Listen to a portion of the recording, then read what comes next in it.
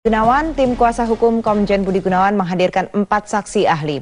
Salah satu saksi mengatakan penetapan status tersangka pada BG bisa batal jika terbukti ada penyalahgunaan wewenang oleh KPK.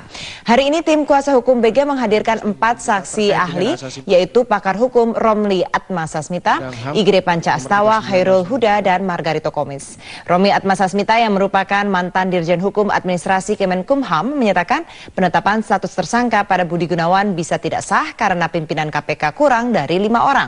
Sementara saksi ahli yang lain, IGD Panca Astawa menyatakan sifat kolektif kolegial dari pimpinan KPK mengikat dan tidak boleh dilanggar. Berhenti atau diberhentikan? Diberhentikan. Berhenti atau diberhentikan? Berhenti atau diberhentikan. Ya. Ini kan mestinya ada 2 Pak penafsiran. Ya. Mohon izin. Terhadap pernyataan ahli terakhir ini tadi kita hadapi, ya. Kalau kenyataan itu terjadi, tentu tidak ada solusi lain selain ditunda. Proses penangkapan penahanan ditunda, tidak bisa harus segera dilakukan, kan masih bisa, ya kan? Sudah ditangkap, kan OTT biasa tertangkap tangan itu ya. Kan tiba-tiba tidak kalau bisa tertangkap tangan bisa oleh siapa saja, ya. Tapi begitu lead naik ke dik itu harus 5. Nah.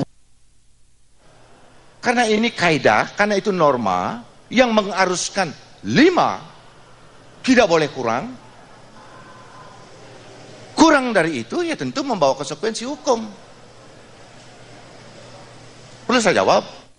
Pemirsa, sidang pra-peradilan Budi Gunawan masih berlangsung hingga sore ini. Untuk memantau langsung jalannya persidangan, kita bergabung dengan Elverina Hidayat. Elverina, bagaimana kesaksian 4 ahli hukum di sidang pra-peradilan Budi Gunawan hari ini?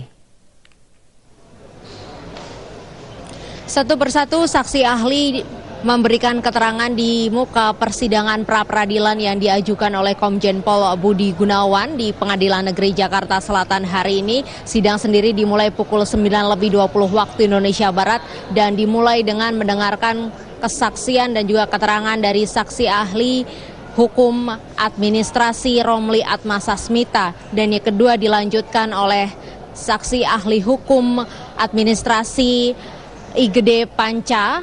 Yang keduanya secara sependapat menafsirkan bahwa penetapan tersangka Komjen Pol Budi Gunawan oleh KPK tidaklah sah karena KPK tidak dalam komposisi yang lengkap, yakni 5 pimpinan sesuai yang diamanatkan oleh undang-undang. KPK sendiri menetapkan Budi Gunawan sebagai tersangka karena melanggar pasal 12 huruf A atau B terkait dengan penerimaan suap maupun gratifikasi dalam rekening tidak wajar sewaktu menjabat sebagai Kepala Biro Pembinaan Karir di Mabes Polri.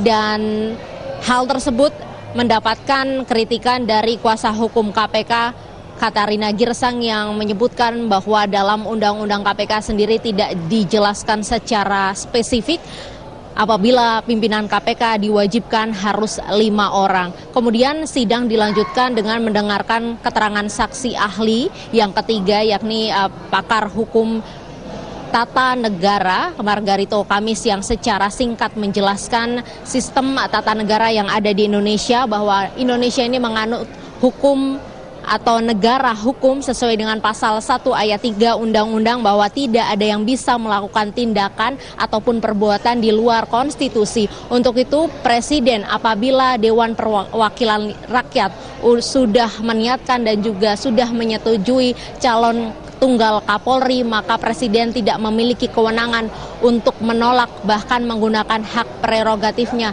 dan harus segera melantik serta mengeluarkan keputusan Presiden begitu syarat formil tata negara terpenuhi. Kemudian yang terakhir sebagai penutup sidang, di sidang pra-peradilan Budi Gunawan ini mendengarkan saksi ahli hukum pidana Khairul Huda yang menyampaikan dan menitik beratkan kepada penetapan tersangka Budi Gunawan ini tidak tepat dan melanggar hak asasi manusia karena dinilai KUHP atau Kitab Undang-Undang Hukum Acara Pidana ini tidak bersifat limitatif dan lebih terbuka, untuk itu bisa menangani hal-hal yang melanggar hak asasi manusia. tidak hanya dalam penangkapan maupun penahanan, namun juga penetapan tersangka karena mengurangi proses hak orang yang dilengkapi prosedur yang menurut dirinya ini menyalahi hak asasi manusia. Tindak pidana pencucian uang oleh sebuah lembaga penyidik sebelum berlakunya Undang-Undang Nomor 8 2010 katakanlah, maka dia tidak berwenang untuk melakukan tindakan penyidikan.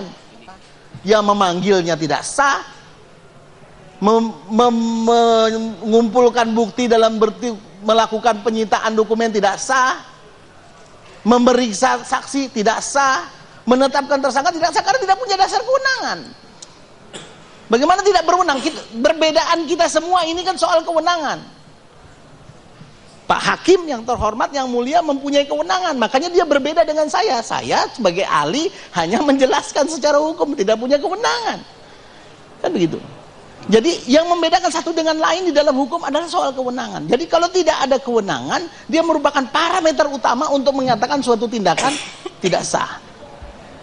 Selain yang lain tadi, tujuan, karena bisa jadi sebuah tindakan itu ditujukan untuk tujuan lain yang tidak ditentukan dalam undang-undang.